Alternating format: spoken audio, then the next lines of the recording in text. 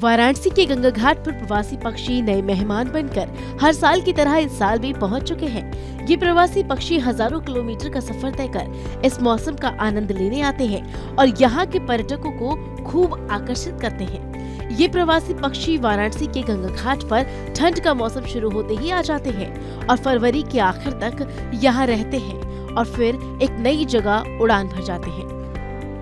वाराणसी घाट पर ये प्रवासी पक्षी 5 महीने तक लोगों का मनोरंजन करते हैं। बता दें कि विदेशी मेहमान 0 डिग्री सेल्सियस से भी न्यूनतम तापमान में साल भर रहते हैं, लेकिन सर्दी के मौसम में जैसे ही साइबेरिया का तापमान माइनस में जाता है तो साइबेरियन पक्षियों की ये प्रजाति वहाँ से पलायन कर उत्तर भारत के इलाकों में पहुँच जाती है। ये जो साइबेरिया पक्षी साइबेरिया ऑस्ट्रेलिया में पड़ता है।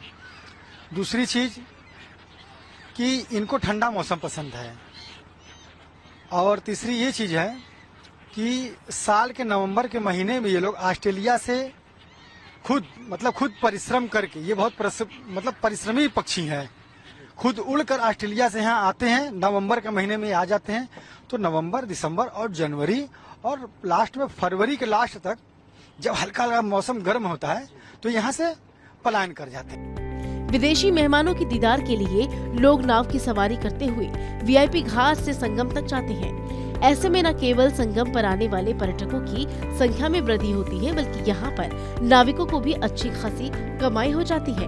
इतना ही नहीं, इन पक्षियों को खाने में कमी भी महसूस नहीं होती। लेकिन क्या आप जानते हैं कि इन विदेशी मेहमानों को खाने में क्या पसंद है? अगर नहीं तो इस नाविक भैया को सुनिए। जब ये आते हैं तो बाबा भोलेनाथ, माँ गंगा की नगरी में इनका तो आशीर्वाद है ही है सभी समाज के ऊपर। और जब ये आते हैं एक अलग से, तो एक समस्त सैलानियों को एक अलग अनुभूति महसूस होती है। और हमारे इतिहास, पुराण और वेदों में लिखा गया है कि पक्षियों को दाना खिलाने से पितरों की आत्मा को अनन्य शांति मिलती है। क्या दाना में क्या इनको? देखिए, दाना में तो कोई चना खिलाता है, कोई चावल का लाई खिलाता है, लेकिन इनको अगर सबसे ज्यादा कुछ प्रिय है तो वो बेसन का सेव, नमकीन, बेसन का सेव का जो नमकीन होता है वो उनको बहुत पसंद। अब वो चौच खाते हैं। आप लोग भी बोट पे रहते होंगे, आप लोग भी? हम लोग भी खिलाते हैं कभी कभी इनको। उसके बाद जितने भी सैलानियां आते हैं, सैलानी घूमने फिरने के लिए, वो भी 20 रुपए, 50 रुपए, 100 रुपए का खरीद कर इनको खिलाते हैं। और इनके आने से कई नाविकों का भी व्यापार बढ़ जाता है। और जो छोटे छोटे जो नाविक नहीं है, जो छोटे मोटे दुकान दौरी करके अपना जीविका पार्जन करते हैं, तो 3 महीने 4 महीने इतना ज्यादा इन यात्री यहाँ आते हैं। तो जितने यात्री आते हैं लगभग 90% यात्री जो है सेव, दाना और लाई खरीद कर इनको खिलाते हैं। सर्दियों में प्रयागराज संगम और भी ज्यादा खूबसूरत हो जाता है।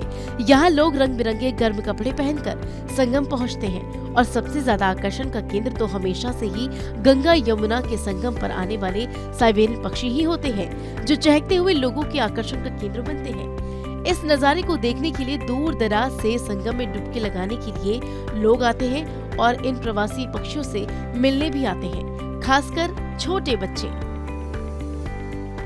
बहुत अच्छा। क्या क्या देखा आपने? मैंने वहाँ पर डक्स देखे और मैंने वहाँ पर बहुत सारे बोट्स देखे और मैंने वहाँ पर बहुत सारे बर्ड्स देखे। अच्छा, बर्ड्स कैसे लगे आपको और क्या कुछ अच्छा लगा? मेरे को बोट्स बहुत अच्छा लगे। दोबारा वाराणसी आना है? हाँ। बोटिंग करने, बर्ड्स देखने? हाँ। अभी ये जैसे हमें पता नहीं था कि साइबेरियन बर्ड्स आए हैं, ये तो आज हम आए थे और हमने देख लिया, वैसा हो चुका था। बट हम लकी समझेंगे हमें कि हमें देखने मिला, क्योंकि जैसे मैंने पहले भी कहा कि हमें ये देखने नहीं मिलता है। तो ये एक मौसम भी अच्छा था और एक चीज हो गया, सोने पे सुहागा बोल सकते हैं, जहाँ पे हमें ये देखने मिल गया। हर साल वाराणसी में शोभा बढ़ाने वाले पक्षियों के लिए कई बार पर्यटकों का प्यार परेशानी का सबब बन जाता है, जिससे इनकी जान का खतरा बढ़ जाता है। लेकिन इनको बचाने के लिए वन विभाग भी पूरी तरह से मुस्तैद है। पक्षियों को कोई नुकसान न पहुंचे, इसके लिए वन विभाग ने टीमों का गठन कर दिया है। वन विभाग के अधिकारियों का कहना है कि अगर कोई भी इन पक्षियों को नुकसान पहुंचाएगा तो वन विभाग उसके खिलाफ कड़ी कार्रवाई करेगा। उन्हें जेल भी जाना पड़ सकता है। आपको बता दें कि कई बार इन प्रवासी पक्षियों का शिकार हो जाता है और फिर कई बार लोग इन्हें नमकीन, ब्रेड और लाई खाने को देते हैं, जो कि इनके लिए बेहद हानिकारक होते हैं, जिससे इनकी मौत हो जाती है। आने वाले कुछ दिनों में इन प्रवासी पक्षियों की संख्या और भी बढ़ने वाली है।